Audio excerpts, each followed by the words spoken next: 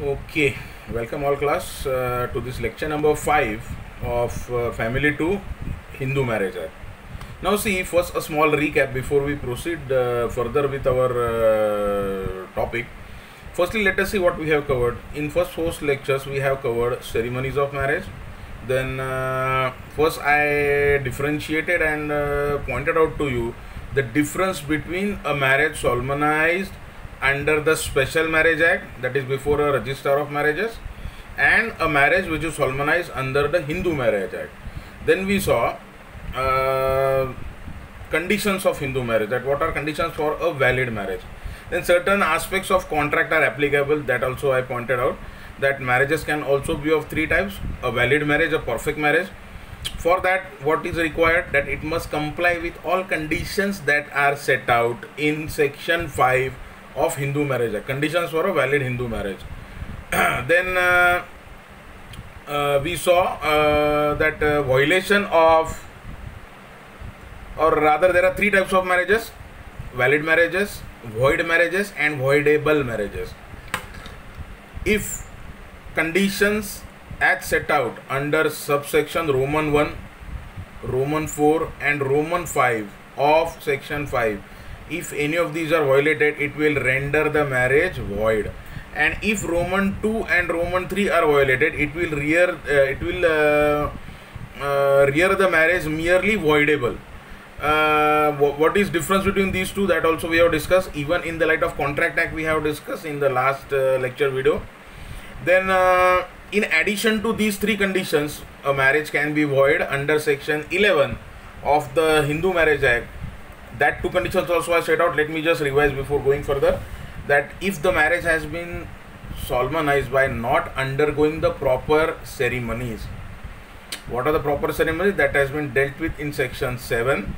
That in case of Hindus and Jains, the parties have to mandatorily undergo the ceremony of Saptapadi, the ritual of Saptapadi.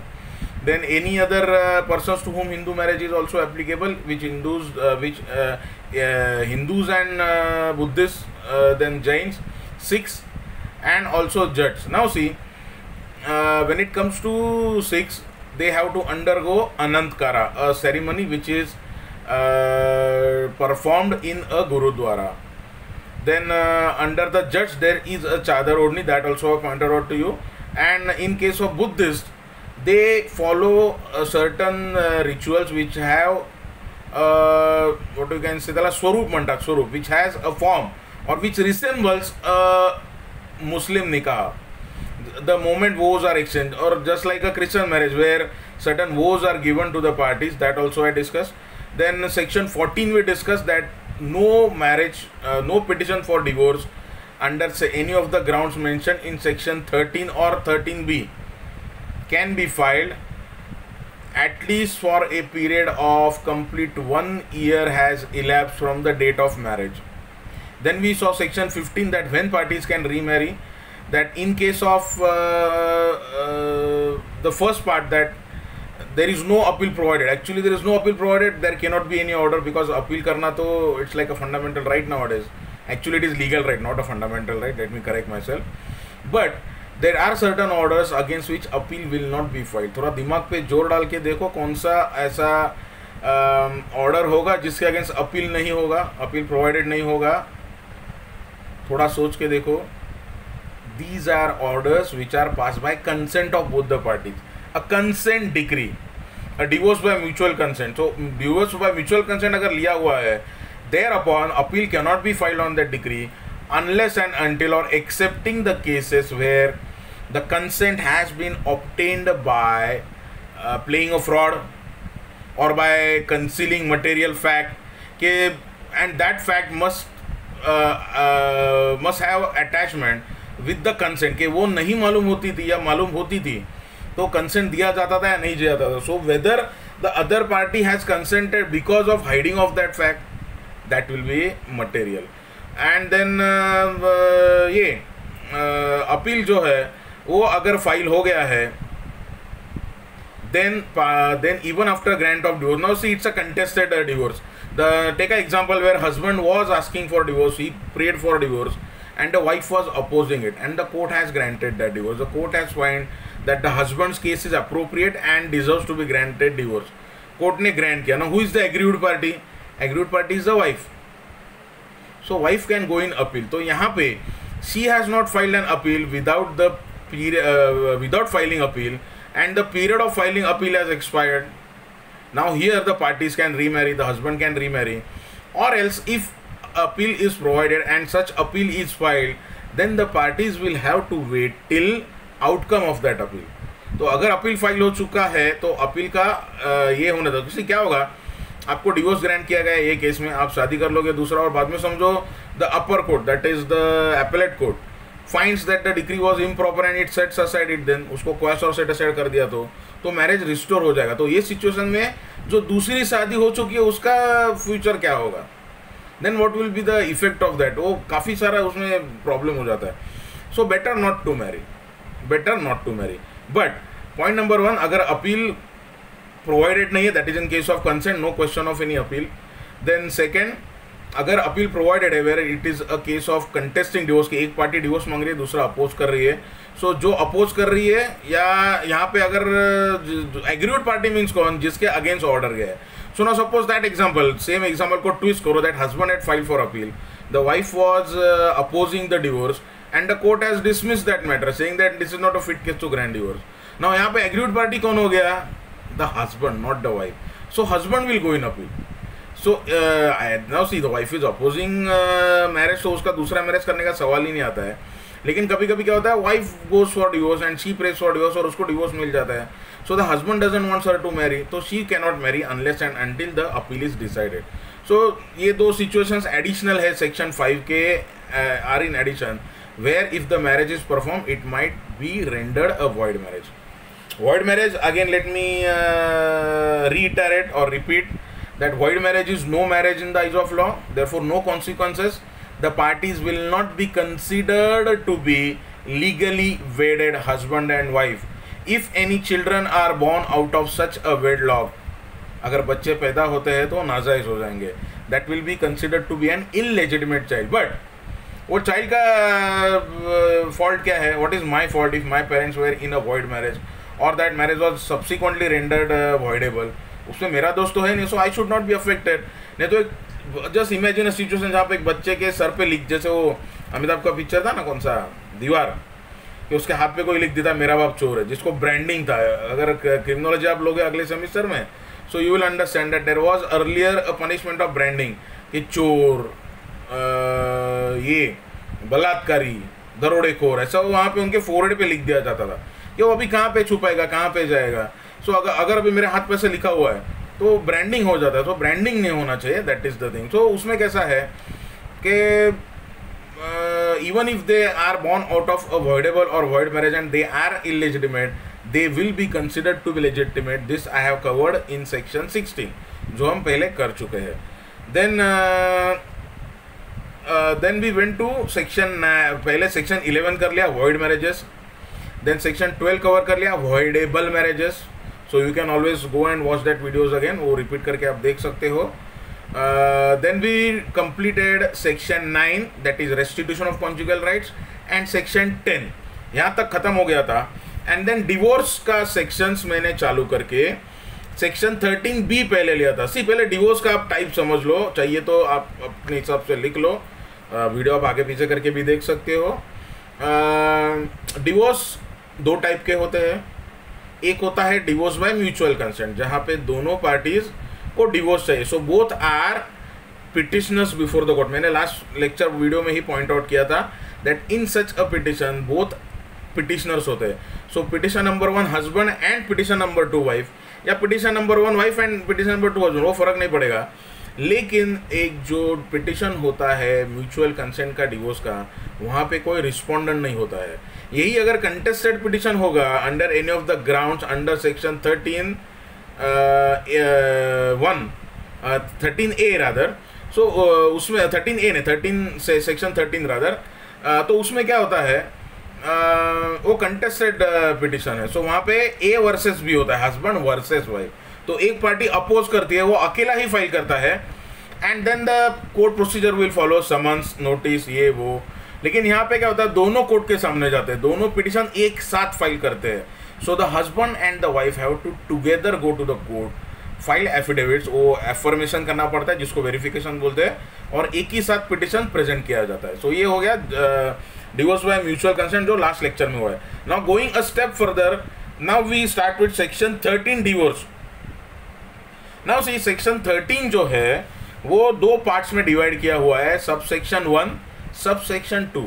अभी जो sub section 1 है that is for either of the parties. So under sub section 1 the husband as well as wife both can apply for divorce, pray for divorce. और जो subsection 2 है उसके under only the wife can file divorce. तो थोड़ा सा section आप देख लो, पहले सेक्शन 1 देख लो सो दैट यू अंडरस्टैंड. खाली आपको ओपनिंग लाइन पढ़ना है. Section 1 divorce, subsection 1, any marriage solemnized whether before or after the commencement of this act may on a petition presented by either the husband or wife be dissolved by a decree of dissolution on the ground that the other party, and then the अलग अलग grounds follow होते हैं. Then go to subsection 2. if you are having the same bare text overview का तो most probably page number 14 होगा. वहाँ पे आप देखो subsection 2, section 13 subsection 2. Wife may also present a petition for dissolution of her marriage by a decree of divorce on the ground. So this particular subsection और इसके अंदर 1, Roman 1, Roman 2, Roman 3, Roman 4 4 grounds है. These grounds are available only to the wife, not to the husband. Then before starting with that, let me first cover, क्योंकि हमने पहले ही ये restitution of conjugal rights और judicial separation cover कर चुके हैं. वो दोनों जो सेक्शंस है, section 9 and 10 are antithesis of each other in the sense that एक पार्टी छोड़ के गई है, उसको वापस आने का ऑर्डर के लिए किया जाता है, और दोनों पार्टी साथ में नहीं रहने का नाउ प्रोविजन हो जाता है, बिकॉज जुडिशियल सेपरेशन में the cohabitation party now suspended. But ये दोनों ऑर्डर पास होने के बावजूद, late it B decreed under 9 और let it B decreed under 10, so let it be a restriction of conjugal right or let it be a judicial separation decree, the parties still will remain husband and wife और उनका marriage dissolve नहीं होता है. Now see under this particular section अगर दो में से एक डिक्री हुआ है, दोनों एक साथ तो नहीं होगा. सो आइदर सेक्शन 9 का डिक्री हुआ है और सेक्शन 10 का डिक्री हुआ है, and after passing of such a decree if the parties do not resume cohabitation, अगर ये ऑर्डर और ये डिक्री सेक्शन 9 और 10, 9 या 10 नॉट और 10, 9 या 10 के अंडर हो गया, and yet the parties for one reason और अनदर, किसी कारण के वर्ष they have not started cohabiting with other, फिर वो लोग इकट्ठा रहने नहीं लगे, ते लोक एकत्र नांदायला नाही लागले, in that case that will be a specific ground for grant of divorce. तो वो पहले कर लेंगे. So now do one thing, directly go first to section 1-A. देखो सेक्शन 1 आपने देख लिया, उसके नीचे Roman 1, Roman 1-A, Roman 1-B, then Roman 2, Roman 3, and then 3 के अंडर A और B सबसेक्शन है, देन रोमन 4, 5, 6, 7. यहाँ पे ये खत्म हो गया, सेक्शन 1 खत्म हो गया. नाउ 1A नीचे उसके मिलेगा आपको either party to a marriage. So I hope that every student is having a bare text in their hand, and you need to have a bare text, क्योंकि आपका पहले मोबाइल आपके हाथ में, mobile is engage, so mobile में तो आप देख नहीं पाओगे ना. तो यूजुअली मैं क्लास में हमेशा देखता हूँ, व्हेनेवर आई से कि ये सेक्शन देखो, बहुत सारे स्टूडेंट्स मोबाइल में ही ढूंढने लगते हैं. ठीक है, अभी तो मोबाइल का आई कैनॉट ऑब्जेक्ट, क्योंकि इवन लेक्चर ये मैं मोबाइल पे दे रहा हूँ, ऑनलाइन हो रहा है, लेकिन आप बहुत ज़्यादा टेक्निकल सेवी हो जाओगे तो आपकी डिफिकल्टीज बढ़ती है. It is always better to go by traditional method. Traditions are best. जितना आप ट्रेडिशन से दूर जाओगे उतना आपको ही तकलीफ होने वाली है. सो ट्रेडिशनल और best method can have a bare text in your hand. So ये मैं जो कुछ पढ़ रहा हूँ that you can immediately refer to. Now see go to section 1A. I need not wait, क्योंकि अगर आपको नहीं मिला तो वहाँ पे वीडियो पॉज करके you can adjust yourself. Section 1-A. Either party to a marriage whether solemnized before or after commencement of this act may also present a petition for dissolution of marriage by a decree of divorce on the ground. On the ground, ये क्या ground से देख लो, Roman 1, that there has been no resumption, means again शुरुआत नहीं हुई है, there has been no resumption of cohabitation as between the parties to the marriage for a period of 1 year or upwards. जो पहले 2 years था, जो पहले 2 years था, एंड 1976 का जो मेजर अमेंडमेंट एक्ट आ गया, by that this 1 year period was substituted, this 2 year period was reduced to 1 year. So now 1 year, for a period of 1 year or upwards after passing of a decree for judicial separation in a proceeding to which they were parties. To which they were parties. So appreciate one thing, that पहले petition हुआ था और court ने decree किया हुआ है judicial separation का, सो वो सेपरेशन हो चुका है. Now this is a second round of litigation, a second petition, जिसमें आपको खाली पहला पॉइंट आउट करना है. Then read Roman 2 also and then I will elaborate that. Roman 2 section 1-A Roman 2, that ideally page number 14 होगा अगर आप वही सेम ये यूज़ कर रहे हो तो, पब्लिकेशन यूज़ कर रहे हो तो. Roman 2, that there has been no restitution of conjugal rights as between the parties to the marriage for a period of same 1 year or upwards after the passing of the decree for restitution of a conjugal rights in a proceeding to which they were parties. To which they were parties. Now see, इसका थोड़ा सा आप समझ लो कैसा है कि no, ये जो मैं बता रहा हूँ ये दोनों के लिए सेम है. Let it be a decree for restitution of conjugal right और let it be a decree for judicial separation, same thing will apply. Point number 1, that such decree was passed. Point number 2, that such decree was passed between the same parties. तो अभी जो second petition हो रहा है under this particular subsection for divorce, वही party थे उसमें. सो A and B party थे, उनके बीच में जुडिशियल सेपरेशन हुआ है, या तो फिर उनके बीच में रेस्टिट्यूशन ऑफ कॉन्जुगल राइट्स का डिक्री हुआ है, and then they are party to this petition also. So पहले भी हम लोग पार्टीज थे, अभी भी पार्टीज है. The wedlock still exists though there is a decree, and we have not resumed cohabitation for a period of 1 year or more. ये दिखाना पड़ेगा for a 1 year or more, and that's it. Immediately divorce grant हो जाएगा. So what you know now, see यहाँ पे litigation cut short होने वाला है. Now you don't want to prove anything else then कि क्या allegation था, क्या कारण था कि जिसके लिए ये हुआ था decree. Makes no sense. now decree pass हो चुके, that is a matter of record. और ये सेकंड, इसमें आपको इतना प्रूव करना था, पहले डिक्री हुआ था. डिक्री कौन सा था? या तो रेस्टिट्यूशन ऑफ कॉन्जुगल राइट्स का था, या तो जुडिशियल सेपरेशन का था. We both were parties before the court and today also we are parties and we are applying for divorce, क्योंकि such a decree is pass under either of the section 9 और 10 and 1 साल से ऊपर हो चुका है और हम लोग इकट्ठा नहीं रह रहे. We can't cohabit with each other whatever the reasons. तो एक समझो वाइफ को डिक्री मिली हुई है for example for restitution conjugal right, but the husband doesn't allows her. तो भाई ज़बरदस्ती तो आप घर में घुस नहीं सकते हो, ऐसे ज़बरदस्ती तो नहीं हो सकती है. You can. और as I told you that this is the only decree in the world, restitution of conjugal rights, जो पास होने के बाद एग्जीक्यूट नहीं की जा सकती है. See how will the court force two parties to stay together. समझो ये wife has left the home, तो आप उसको क्या उठा के जेल में डाल देते हो, बंद कर देते हो? वैसे करोगे. वो बॉबी पिक्चर का गाना था ना, हम तुम एक कमरे में बंद हो और चाबी खो जाए, अंदर से कोई बाहर ना आ सके, बाहर से कोई अंदर ना आ सके. ये रियल लाइफ में थोड़ी ना होता है. और आप ज़बरदस्ती कैसे करोगे? How will you force a adult? At the most क्या होगा, if the wife is directed to cohabit with the husband and she refuses to obey that order, refuses to comply with that order, at the most क्या होगा, she will be disentitled from claiming maintenance. उसका maintenance alimony claim करने का chance जाएगा. Because if you have a justifiable reason, point first of all वो restriction of conjugal rights होगा ही नहीं. लेकिन अगर हो चुका है means you don't have a justifiable ground and there is no reasonable ground why should you stay separate. वो जस्टिफायबल नाही आहे, त्याला कसल्याही प्रकारचं कारण देता येणार नाही. तर you don't have any sufficient reason, still you want to remain separate. तब जो पति नहीं चाहिए उसका पैसा भी नहीं मिलेगा. क्यों चाहिए? जो नवरा नको त्याचा पैसा कशाला पाहिजे? This is the attitude. and if the husband does not allows her, still the wife is entitled to claim maintenance.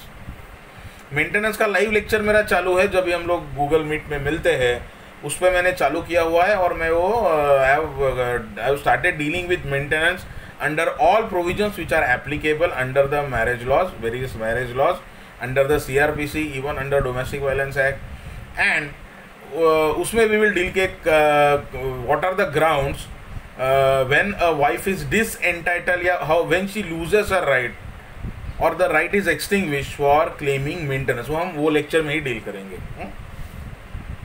Okay, सो ये 1-A रोमन 1-2 क्लियर हो गया. Now I go to section 13(1) applicable to. अभी ये जो grounds है इसमें earlier petition नहीं हुआ है, कोई डिग्री पास नहीं हुई है, so the parties are approaching fresh to the court, पहली बार जा रहे हैं. 1A कभी एप्लीकेबल होगा only in case, again I repeat, only in case there was an earlier decree under either restitution of conjugal rights under section 9 और under 10. तो पहले डिग्री पास हो गई तो ये सेक्शन एप्लीकेबल है. Now coming to 1 subsection 1 which is applicable to both parties, husband and wife both can claim maintenance under this subsection. Now let us start reading that section. Divorce. Any marriage solemnized whether before or after commencement of this act may, on a petition presented by either the husband or wife, so dono either or wife, husband or wife, be dissolved by a decree of divorce on the ground that the other party. Now what are those grounds that we start discussing? Roman 1. Has after the solemnization of marriage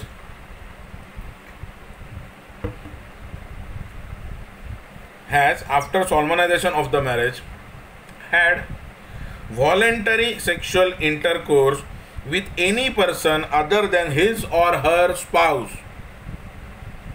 Read again. Has after solemnization of the marriage had voluntary sexual intercourse with any person other than his or her spouse. सो पति अपने पत्नी को छोड़ के किसी दूसरी औरत के साथ, या तो फिर पत्नी अपने पति को छोड़ के अगर किसी पराये मर्द के साथ अगर शारीरिक संभोग करती है, and voluntary sexual intercourse means, voluntary means what, out of your own willingness. हाँ, वो अगर समझो ऑफेंस है रेप का या कुछ और है तो अलग बात है, लेकिन यहाँ पे so wife is a consenting party या दोनों कंसेंटिंग पार्टी है, in that case this section will apply.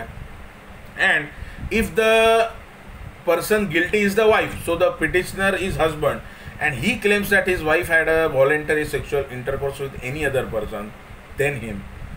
उसमें एक है adultery का जो section हमने देखा. adultery actually we say adultery but under Indian Penal Code it is not adultery. adultery section 497 if I am not wrong, subject to correction 497 he. so section 497 के अंदर जो adultery है उसमें कैसा है कि if the husband what you can say permits or gives consent कि wife किसी और के साथ शारीरिक संभोग कर सकती है, तो ये ग्राउंड अवेलेबल है इन्हें. Now that is also decriminalized, so let us not go into that right now. So voluntary sexual intercourse का ग्राउंड है ये. इसमें क्या है कि ideally legally a person can enjoy the sexual relationship, जो शारीरिक संबंध है. See again let me repeat, ये चीज़ें बहुत ओपनली हमको यहाँ पे बोलनी पड़ती है. अभी मेडिकल के जो स्टूडेंट्स है, कोई गायनेकोलॉजी का स्टूडेंट होगा उसको तो पूरा गुप्त अंग का भी पूरा ज्ञान दिया जाएगा, तो उनको डॉक्टर्स बन के करना पड़ता है. तो वहाँ पे किसी हंसी मजाक या कोई मतलब कोलोकियल पैटर्न में जैसे दो दोस्त खड़े रह के बात करते, वो तो होता नहीं है. So it's a part of our study that we have to do. So इसमें कैसा होता है कि legally a husband can have a sexual intercourse, a marital sexual intercourse only with his wife. He can enjoy only his wife and vice versa. Wife can also enjoy only her husband. तो पति को छोड़ के वो भी किसी, तो ये एक किस्म का बंधन है जो समाज में पलना चाहिए, मोरली भी है, लीगली भी है. सो वो वॉलेंटरीली अगर वॉयलेट हो गया तो प्रॉब्लम है, तो that becomes a ground. Then 1-A next ground देखो. Has after solemnization of the marriage treated the petitioner with cruelty. Has after solemnization of the marriage treated the petitioner with cruelty. Now see, this is one of the most celebrated grounds. Why celebrated grounds? That maximum petitions 100 में से 95, that is the high rate. मतलब almost every other petition जो divorce के लिए file किया जाता है वो आप देखोगे कि वो क्रूएल्टी के ग्राउंड के अंडर ही होता है. नाउ सी, एक ही इसका रीज़न है. I will tell you. First of all that excepting that 1 year period, जो 14 सेक्शन 14 का पीरियड है ना, कि शादी सोलमनाइज होने के बाद 1 साल तक आप पिटिशन नहीं फाइल कर सकते हो, वो ही एक लिमिटेशन है. That's it. अगर आपको नेक्स्ट जो ग्राउंड है that we will see, desertion. Desertion का जो ग्राउंड है 1-B, वो let me first finish this. तो 1-D का डेजर्शन जो है ना वो कंटिन्यूस 2 पीरियड का होना चाहिए, 2 साल का होना चाहिए before presentation of the petition. जो हमने देखा था सेक्शन 13B में, that the parties must have been residing separately for 1 year और upwards immediately before presentation of the petition. So यहाँ पे कंटिन्यूस 2 साल का डेजर्शन लगता है, वो ground that we will see when we go to that ground. तो ये इसमें लिमिटेशन है नहीं. इमीडिएटली 1 साल होने के बाद 13वें महीने में आप फाइल कर सकते हो. And if required, if that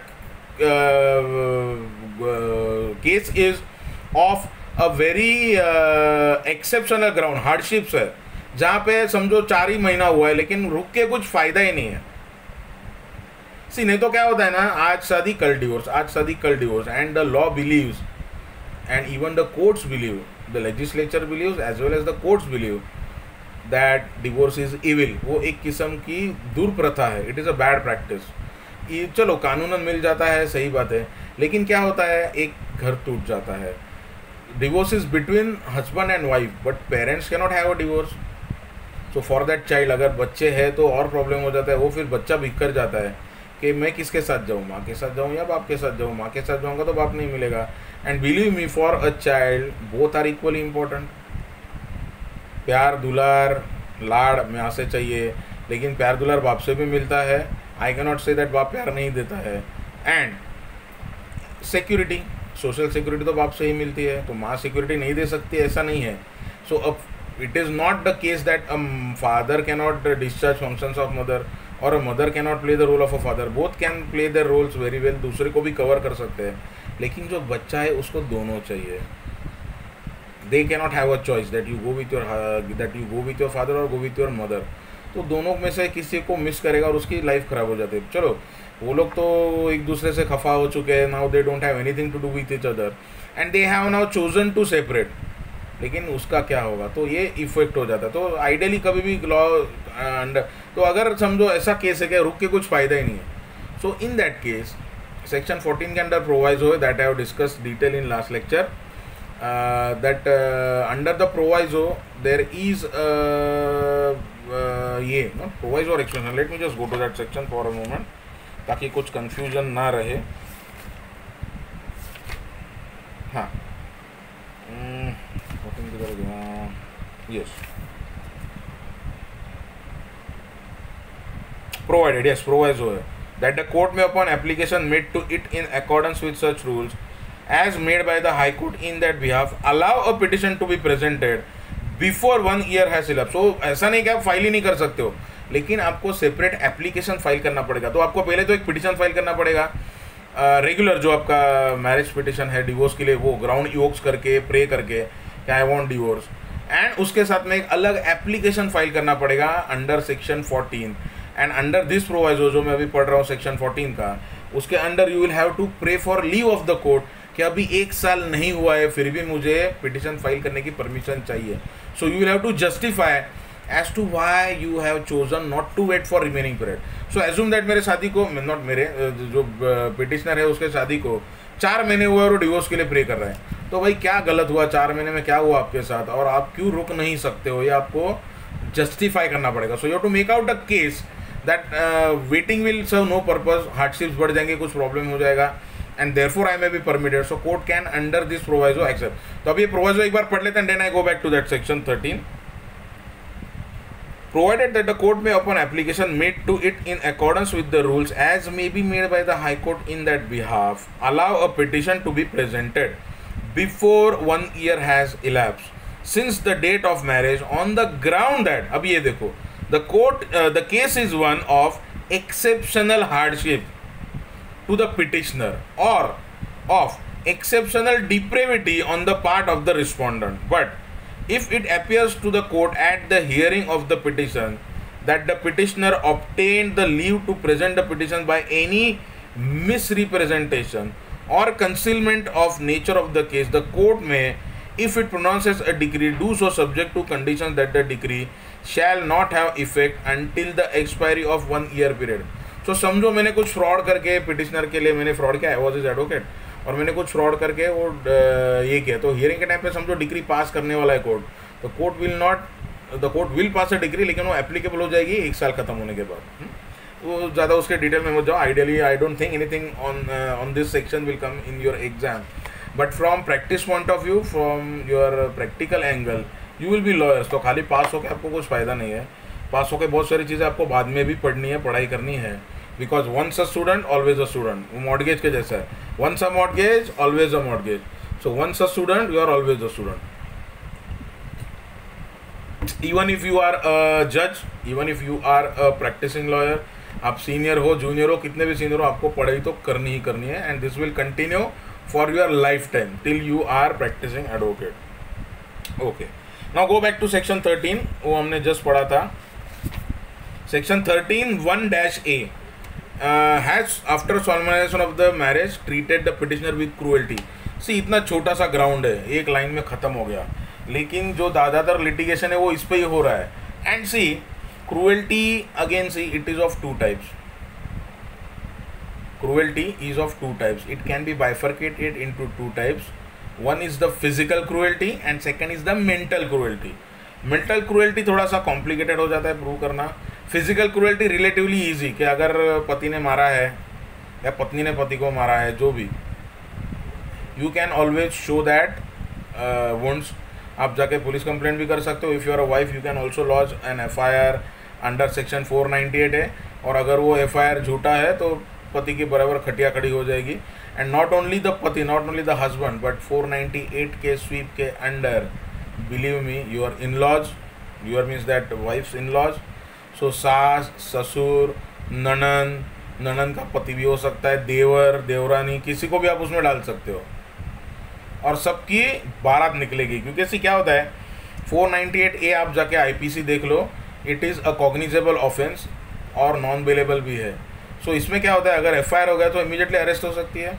and then you have to face the music. And then see क्या होता है ना, अगर पति या कोई वो पति का रिश्तेदार गवर्नमेंट सर्वेंट है, ही इज़ इन ट्रबल. क्यों मालूम है कि अगर किसी गवर्नमेंट सर्वेंट को अरेस्ट हो जाती है for what ever ground, even on accusation, and he remains in custody for 48 hours or more, 48 घंटे, 48 तास, in that case there is a deemed suspension under the Maharashtra Civil Services rules and also under the Central Civil Services rule, MCS और CCS. तो इसमें क्या होता है, deemed suspension, आपको suspend किया ऐसा डीम हो जाएगा. So that becomes a problem. इसलिए जो ज़्यादातर आप देखते हो बेल के लिए इतना भागम दौड़ी होता है.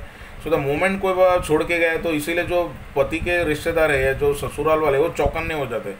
बिकॉज सी क्या होता है ना, ये दोनों तरफ से होता है, मिसयूज भी हो रहा है, तो दे आर ऑल्सो अवेयर कि अरे इसका हुआ था उसका हुआ था. So both parties are aware of each other.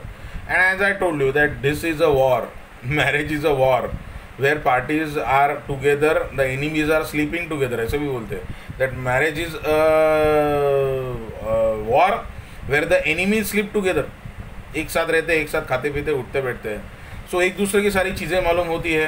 And थोड़ा सा लॉ का नॉलेज आजकल तो सबको ही होता है. और 498 का मिसयूज किसी एक का देख के दूसरा चौकन्ना हो जाता है. मराठी ते म्हण है ना कि पुढच्याला ठेच मागच्याला शाणपण. या चाय पीते हुए आपका मुंह जल गया तो छाछ भी आदमी फूंक मार के पीता है. तो किसी और के बारे में, आपके दोस्त के बारे में ऐसा हुआ है तो आप चौकन्ने रहते हो. अरे वाइफ छोड़ के गई तो इमीडिएटली तो डरने ही लगते. And see what happens, you know, it is a fact that the laws which are under IPC or even under the marriage laws are very women centric.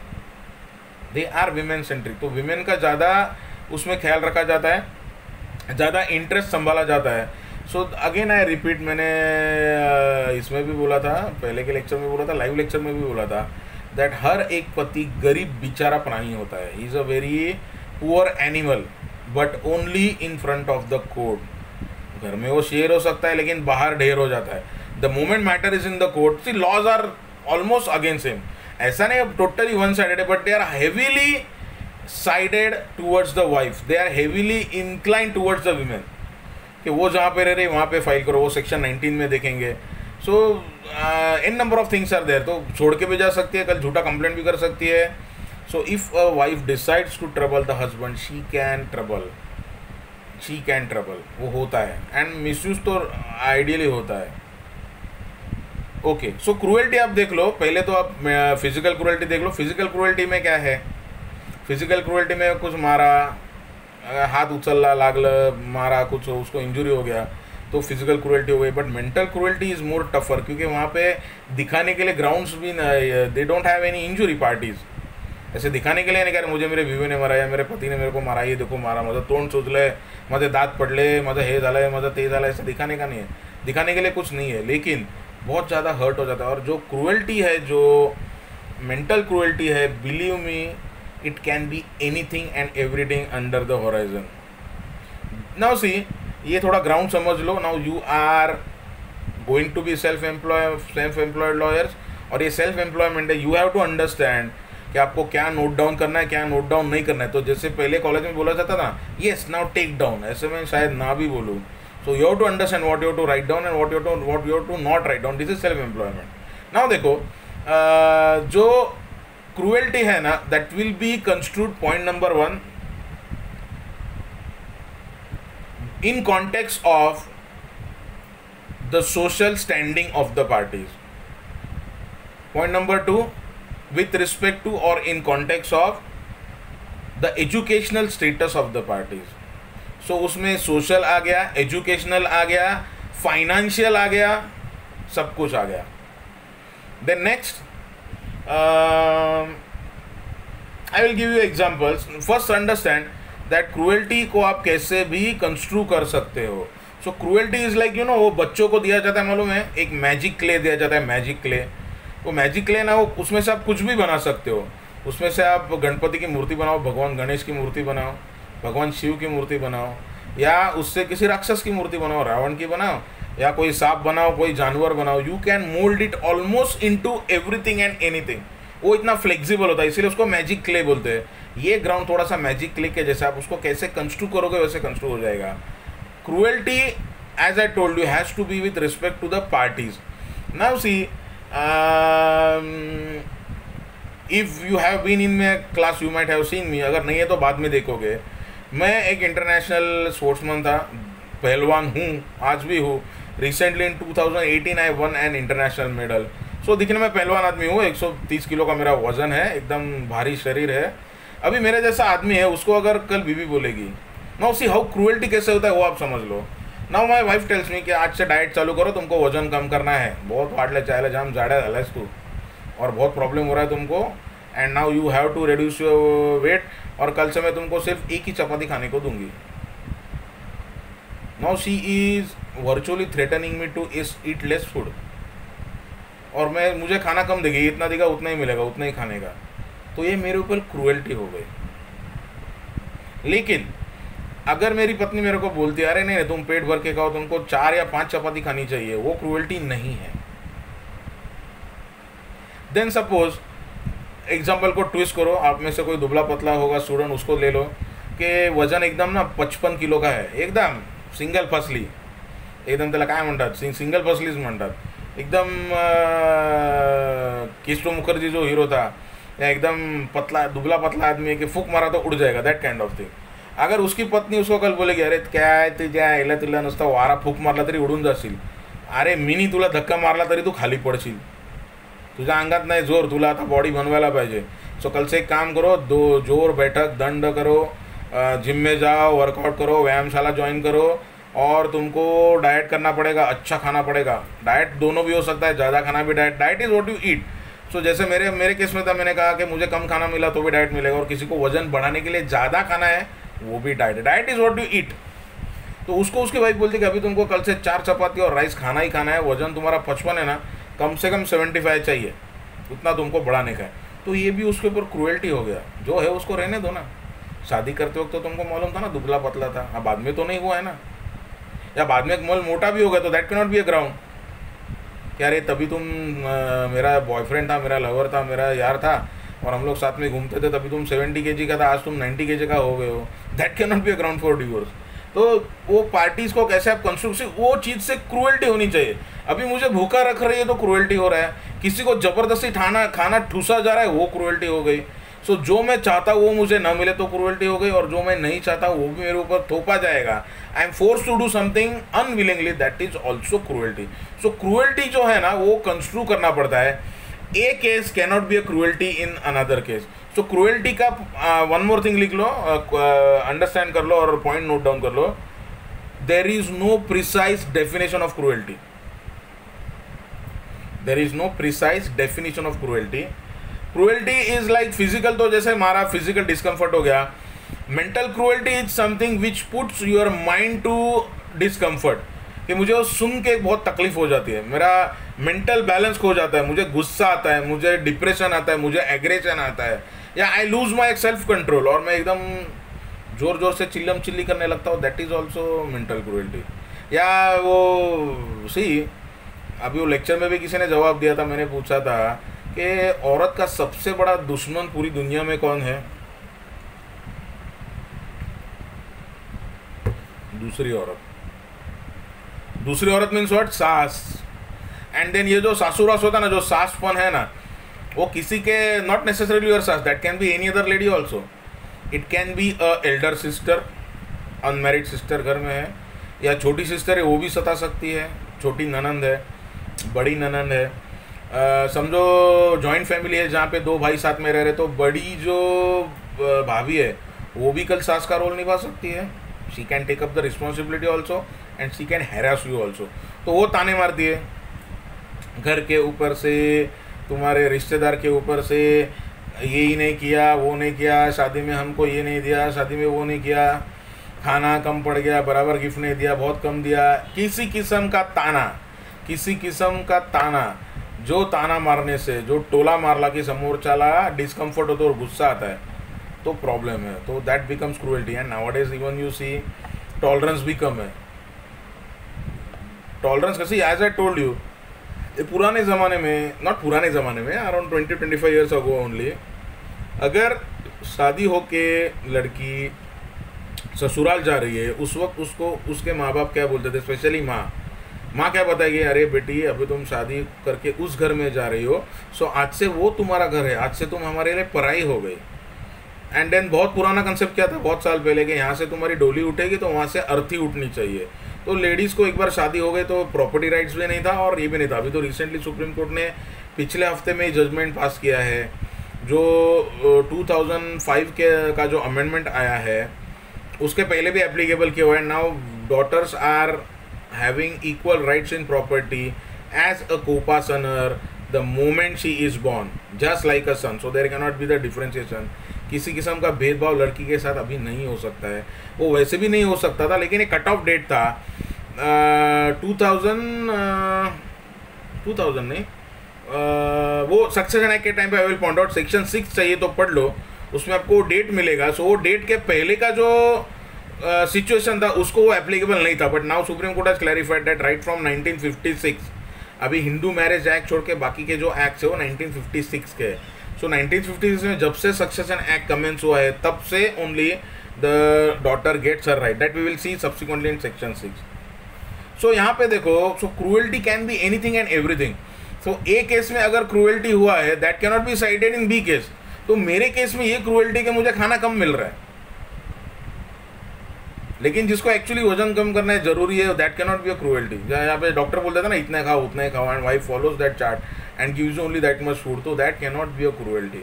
और ये और एक एग्जांपल ले लो, से अपने यहाँ पे फॉरेन का लड़का आ गया, रिश्ता आ गया, तो कितना बड़ा ये होता है, जैसे कि आपका चांद पे प्लेन उतर गया, आमच्या मुलीसाठी यूएसहून नातं आलं है, हमारी लड़की फॉरेन जाएगी, बिना देखे, बिना सोचे, बिना समझे, वो पैसा दिखता है और वो लड़की को भी बहुत अट्रैक्शन रहता है, अय्या मी लग्न झाले की यूएसला जाणार, मैं यूएस में रहूँगी, मैं एब्रॉड रहूँगी। एब्रॉड रहने का तो क्या, वहाँ पे भी लोग वैसे ही रहते हैं, हाँ थोड़ा सा सिचुएशनल का डिफरेंस है, थोड़ा पैसा ज़्यादा है, वहाँ पे कल्चरल लिमिट्स नहीं है और ये नहीं है, लेकिन बाकी तो चीज़ें सब सेम ही हैं। तो वहाँ पे जाकर ऐसा कौन सा पहाड़ उखाड़ लोगे या क्या कर लोगे, लेकिन वो अट्रैक्शन रहता है, चलो मिल गया, तो बिना देखे सोचे समझे शादी करके लड़की को भेज देते हैं, लड़की जाती है फॉरेन एंड देन वहाँ पे इतना कुछ कुछ हो जाता है कि वहाँ से लड़कियाँ भाग के आई है, एंड देन क्या होता है, पासपोर्ट पे नाम चेंज हुआ है नहीं हुआ, there are so many things which I can not practically go into, there are so many things that you know might be affected, तो क्रूएल्टी कैन बी एनीथिंग। तो अभी ये एग्जांपल मैं क्यों दे रहा हूँ कि कभी कभी क्या होता है ना, एक संस्कारी लड़की है, not going into any caste, लेकिन समझो अच्छे घर की लड़की है जहाँ पे अच्छे संस्कार है, भगवान को मानते हैं, अभी श्रावण महिना चल रहा है, so the pious days of Hindu religion are going on, तर आता काही लोकांमध्ये असतं बघा, जो ब्राह्मण्स है या इवन नॉन ब्राह्मण्स भी है, not only Brahmins, any Hindu follows जो श्रावण, आजकल भी बहुत लोग कम फॉलो करते हैं, मैं भी कम फॉलो करता हूँ, मैं भी श्रावण कुछ नहीं रखता हूँ, लेकिन फिर भी सी उसके पीछे भी लॉजिक था, उसके पीछे भी एक किस्म का साइंस था। सी एक्चुअली यही प्रॉब्लम है हमारे यहाँ पे, even I am to some extend what you can say, वो सर्कमस्टेंसेस का मैं भी शिकार हूँ, that I don't want to follow the religion, या मैं रिलीजन को फॉलो नहीं करूँगा, यही एक साइन है to show that you are you know बहुत फॉरवर्ड है, एकदम फॉरवर्ड है, सब आगे का सोचते हैं, बहुत मॉडर्न है, तो मॉडर्न है तो क्या नंगा नाचोगे, कपड़े नहीं पहनोगे या कुछ भी करोगे? We are in 21st century, 21st century तो क्या अन्न ही खाते हो, और अन्न खाने के बाद जो गंदगी निकलते वही निकालते हो, उल्टा तो नहीं होता है ना, गंदगी को खा के अन्न तो नहीं निकालोगे ना, तो चेंज क्या हुआ? हाँ, certain things have change, we are not that religious now, लेकिन ये श्रावण महीने का अपना इंपॉर्टेंस था, जो एक मिनट में I will finish off because not concern with your lecture. Shravan मास में कांदा, लहसुन और नॉनवेज नहीं खाना चाहिए। क्यों नहीं खाना चाहिए?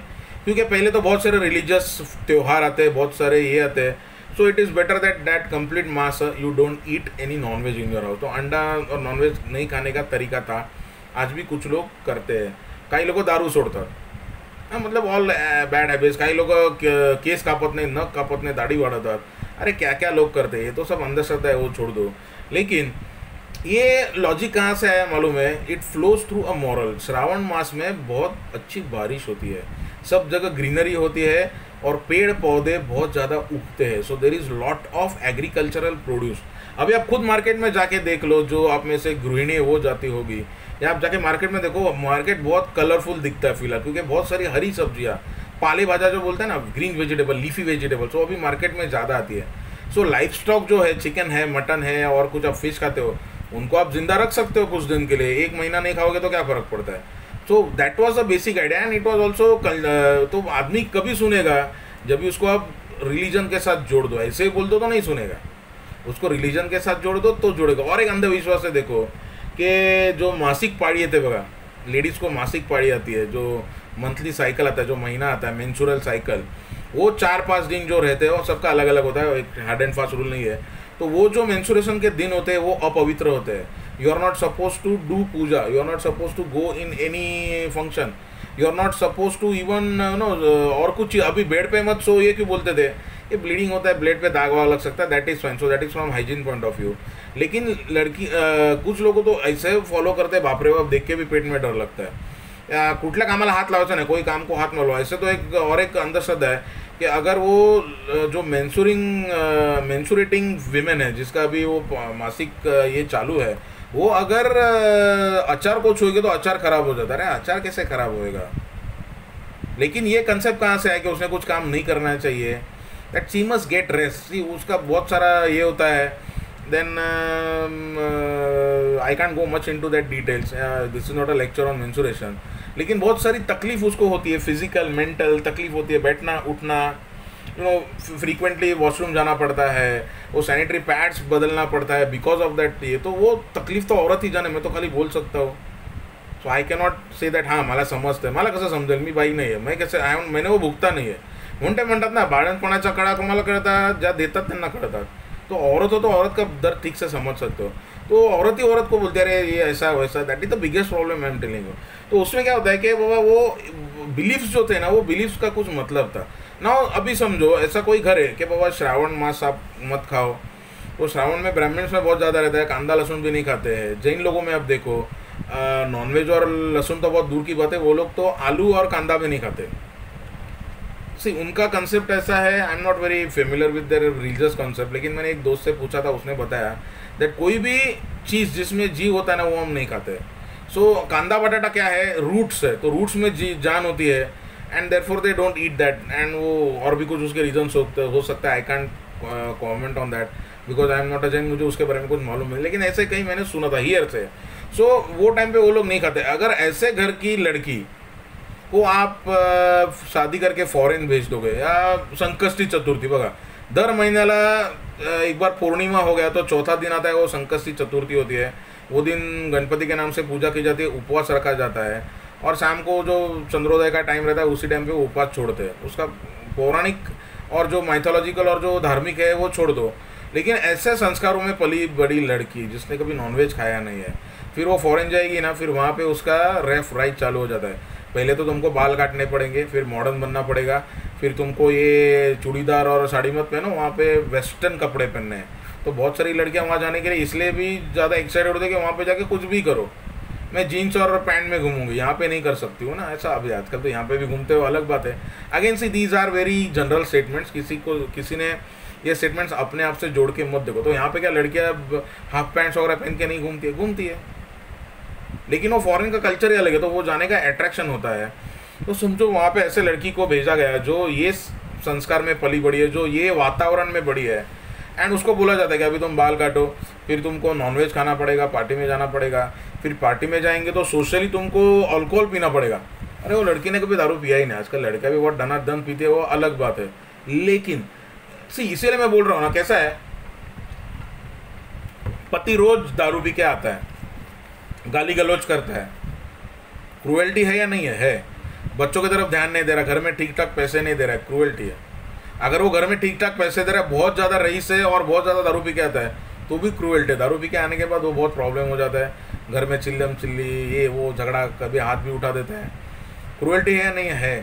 तो अगर ऐसे आदमी को आप बोलोगे दारू कम पियो, तो भी शायद क्रूएल्टी हो सकती है, but that has to be seen from the context of that particular case और वो पर्टिकुलर सिचुएशन।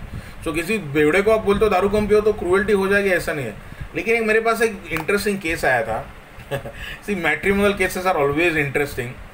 उसमें ये था कि वो किसी मेरे फ्रेंड, नॉट फ्रेंड, मेरे रिलेटिव के थ्रू आई थी, उसकी रिलेटिव थी, मतलब रिलेटिव की relative, not my relative. She came to me कि मुझे डिवोर्स चाहिए। तो ऐसा ओके, वो उसने बोला क्या होती येईल तुम्हाला भेटायला, जरा भेटा दिला ना, ठीक है, बोलो क्या जिसका काम है बघतो। तो मैंने उसको पूछा भाई प्रॉब्लेम क्या, आपको डिवोर्स क्यों चाहिए? तो शी सेज टू मी, अहो काय सांगू तुम्हाला, माझा नवरा आहे ना खूपच ओल्ड फॅशन्ड आहे. मला ओल्ड फॅशन्ड आहे मीन्स वॉट? अहो म्हणजे तो ना ड्रिंक्स वगैरह अजिबात घेत नहीं, दारू पीतच नहीं. तो मैं मन में बोला ये क्या प्रॉब्लम है? अरे दारू नहीं पी रहा तो अच्छी बात है यार, आजकल ऐसे बच्चे मिलते नहीं, ऐसे लड़के मिलते नहीं हैं, ऐसा शोहर मिलता नहीं, ऐसा पति मिलता नहीं कि जो दारू नहीं पीता है. हाँ हो सकता है, ऐसा भी नहीं कि हर एक आदमी दारू पी रहा है, लेकिन आजकल वो थोड़ा सा कंजम्पशन और वो ज़्यादा हो चुका है.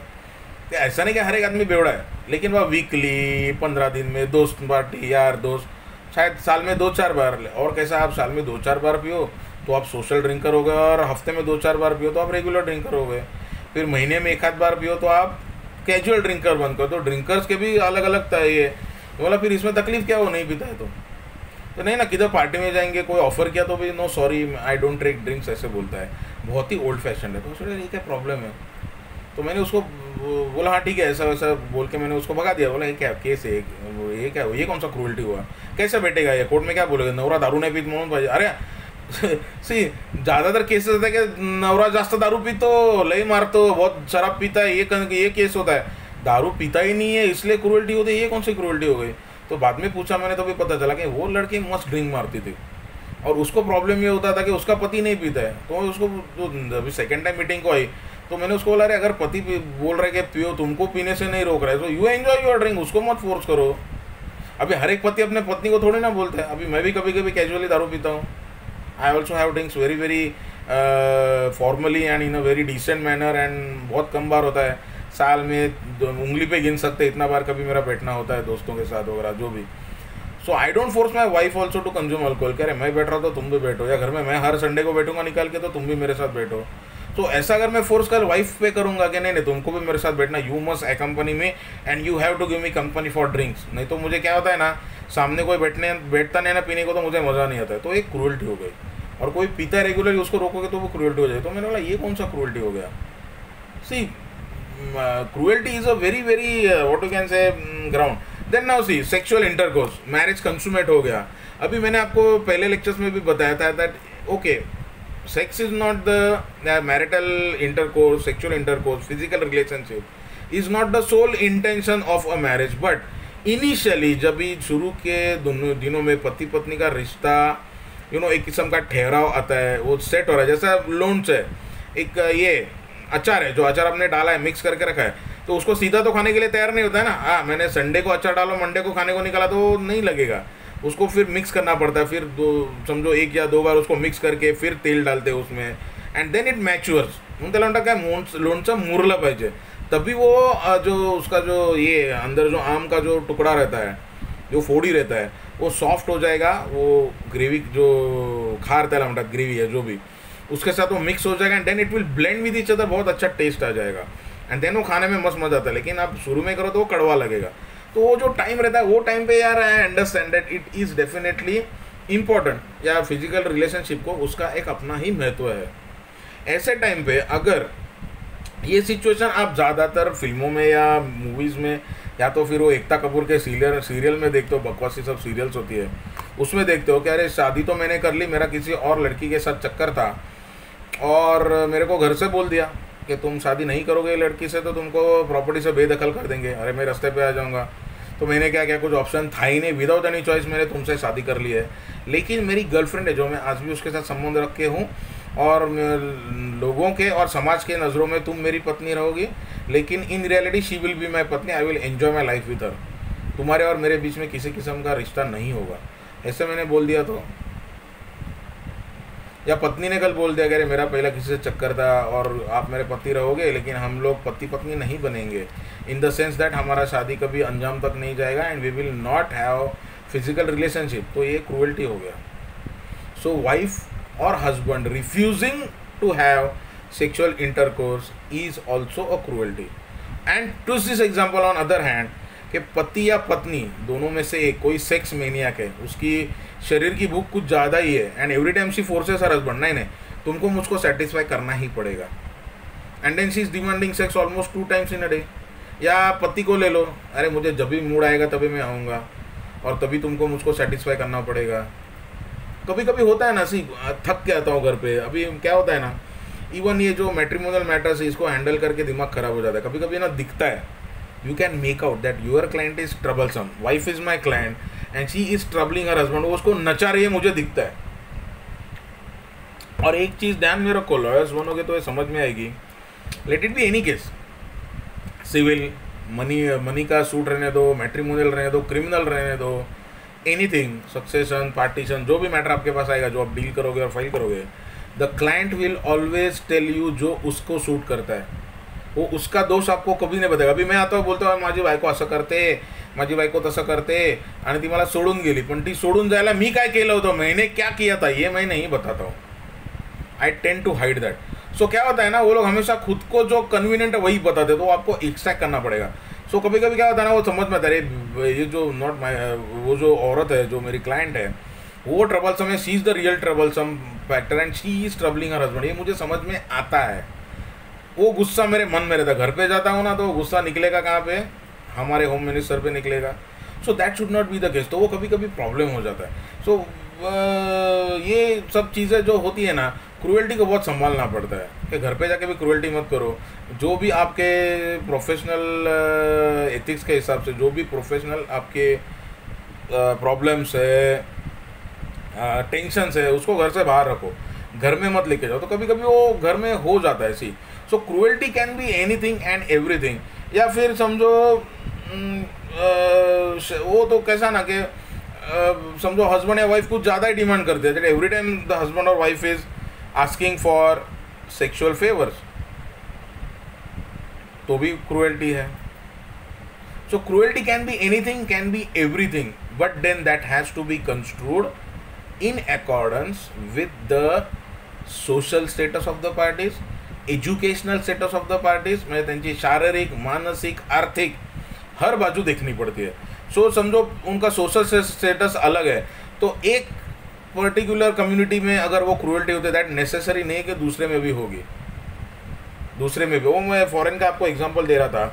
अभी एक केस मेरे पास आया था, ये लड़की को शादी हो गया, फॉरेन भेज दिया, इंडियन आने के बाद वो रोने लगी, उसके बाल कटे हुए थे, पूरा मैं विद्रूप केली होती, एवढी सुंदर छान नाकी डोळी नो traditional Hindu Maharashtrian girl, and उधर जाके उसका पूरा वाट लगा दिया था, बिंदी मत लगाओ, ये मत करो, ऐसे मत करो, ऐसा ही मेकअप करो. एंड त्यांची स्टार्टेड करें क्या हो गया, तो बोलते नहीं मला ज़बरदस्ती दारू पेला लावतात कि नहीं नहीं मेरे दोस्त आएंगे पार्टी को तो उनके सामने तो पीना पड़ेगा, नहीं तो फिर मेरी ये कम हो जाएगी, मेरा मेरा यू नो ये कम हो जाता है, मेरा एक किस्म का अपमान है मेरा, तो मेरा स्टेटस खतरे में आ जाता है. तो अगर ज़बरदस्ती करोगे तो प्रॉब्लम है. तो ज़बरदस्ती करोगे तो क्रूएल्टी के अंडर कुछ भी आ सकता है. Then say you are not giving sufficient maintenance to your wife. उसको ठीक ठाक से खिलाते पिलाते ना, आता काही काही ठिकाणी असं ना सासरी मुलीला जाम छळतात, तो तिला नीट खायला प्यायला पण देत नाहीत, खूप काम करायला लावतात, ऐसा करते वैसा करते, उठ सूट उसको बोलते, गाली गलौज करते हैं, ताने कसते रहते हैं. तो ये सब क्रूएल्टी में आता है. सो मेंटल क्रूएल्टी प्रूव करना बहुत बहुत मुश्किल हो जाता है at certain point of time. Then कभी कभी क्या होता है ना, cruelty is not done by the husband, cruelty is done by the in laws. लेकिन हस्बैंड जो है ना वो मुख बन के कुछ बोलता नहीं है. अँड एनी टेल्स अरे बापरे माझ्या आई बाबांपुढे काय चालत नाही. स्पेशली आई प्रॉब्लम होती है, बाबा बहुत कम केसेस में आप देखोगे कि ससुर ताने कसता है, ससुर की वजह से डिवोर्स हो रहा है, बहुत कम बार होता है. ऐसी होने के लिए कुछ भी हो सकता है. World is a very very what you can से नेस्टी प्लेस है, जहाँ पे now after being a lawyer for 20 years I have concluded कि मुझे तो अभी कुछ साल हो गए ना, पिछले कुछ 10 साल हो गए होंगे शायद, किसी चीज़ का ना आश्चर्य होता ना कि अपने को धक्का, अरे बाप रे ये ऐसा होता ना, ये ऐसा चौंकता ही नहीं हो. हाँ हो सकता है, सो व्हाट, हो सकता है. ये गंदगी, man is a very dirty animal. तो गंदगी कहीं पे भी हो सकती है. खाली एक आप भगवान से दुआ करो कि ये गंदगी आपके घर में ना हो, आपके बाजू में आजू बाजू में ना. सी अभी जो सेक्सुअल ऑफेंसेस होते हैं ना, सेक्सुअल वायलेशन होगा या सेक्सुअल हैरासमेंट है या सेक्सुअल एक्सप्लॉयटेशन है या ऑफेंस का रेप का देख लो, 80% से ज़्यादा केसेस में जो ऑफेंडर होता है वो जान पहचान का होता है. उसमें से 60% केसेस ले लो, वो घर का कोई बड़ा बुजुर्ग ही होता है. बड़ा चाचा हो सकता है, बड़ा भाई हो सकता है, सगा बाप या सौतेला बाप हो सकता है, चाचा हो सकता है, कोई आजू बाजू का हो सकता है.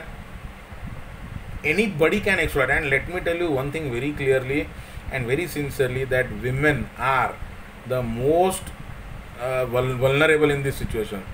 कहीं पे भी जाओ, even your teacher, even a doctor or even anybody can कोई मन में कुछ गंदगी आ गई तो गंदगी आपके ऊपर हो सकती है. So females have to be properly train. उनको अच्छा सेक्स एजुकेशन, आजकल तो बच्चों को गुड टच बैड टच बताते हैं एंड उनको ये बताया जाता है, मतलब ये गुड टच क्या होता है बैड टच क्या होता है वो तो मुझे मेरे लड़की ने बताया. आपको मालूम है कैसा कुछ होता है? बोला अरे बाप रे, आता हिच्याकडूनच शिकायचं राहिलं होतं काय गुड रहता है गुड बैड रहता है. लेकिन उनको स्कूल में बताया गया था that nobody should touch you. तो कौन सी जगह आपकी है, कौन सा आपके बॉडी पार्ट्स है जहाँ पे आपको कोई छूना नहीं चाहिए, छू नहीं सकता है. गुड टच किसको बोलते हैं, बैड टच किसको बोलते हैं, अगर बैड टच किया तो किसको बताओ. ये सब चीज़ें अभी बताई जा रही है, लेकिन ये चीज़ें पहले थी नहीं. तो अगर कोई एल्डर ही घर का ऐसा बिहेव कर रहा है तो किसके पास जाओ? Ideally for security a girl कहाँ जाएगी? अगर छोटी है तो उसके पिता के पास जाएगी, शादीशुदा है तो पति के पास जाएगी, बहन है तो भाई के पास जाएगी. लेकिन वो जो आदमी आपको ये गलत तरीके से छू रहा है, आपको गलत नज़र डाल रहा है, वो उसका ही कोई बड़ा है जिसका वो बहुत रिस्पेक्ट करता है. तो पहले तो बिलीव ही नहीं करेंगे, तो लड़की उधर ही डर जाती है. तो ये सब चीज़ें देख के मेंटल सब वो हो जाता है. सो क्रूएल्टी कैसे होगी और कैसे होगी, that is always a subject matter of what you can say subject matter of taste, कि इसको मतलब देखना पड़ेगा. So what are the facts, apply the law and see the situation of the parties and then try to understand what is their physical status, their mental status, their social and all background, and then that has to be construed accordingly. So cruelty यहाँ पे ख़त्म हो गई. Next ground, that is 1-B, desertion, I will continue in the next lecture.